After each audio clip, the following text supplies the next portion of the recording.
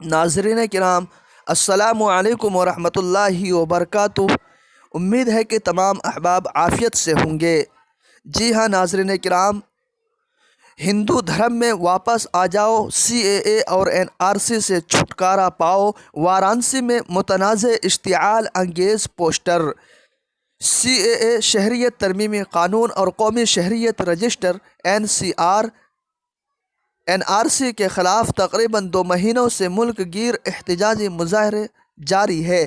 दिल्ली समेत मुल्क के कई इलाक़ों में लोग इस ठंड और कड़ाके की सर्दी में रात दिन मुजाहरा कर रहे हैं। इसी दरमियान PM मोदी के पार्लिमानी हल्का वाराणसी में लगे होर्डिंग मौजूए बहस बन गए हैं। इन बोर्डिंग में लिखा है कि अगर आपको CAA और NRC से छुटकारा पाना है तो हिंदू मज़हब में वापसी करनी होगी।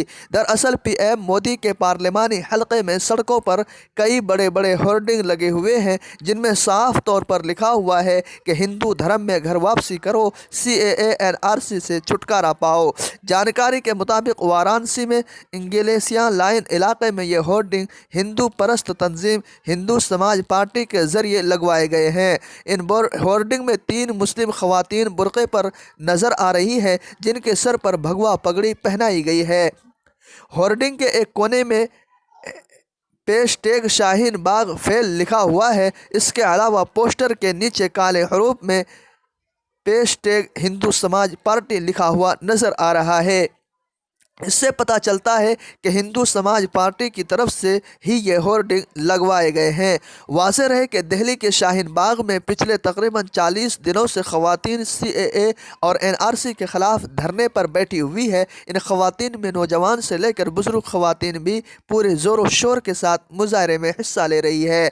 सबसे ख़ास बात यह है कि यह मुज़ाहरा 1 मिनट के लिए भी बंद नहीं हुआ है। ज़बरदस्त ठंड के बावजूद भी 24 घंटे और 7 दिन ये मुज़ाहरा जारी है।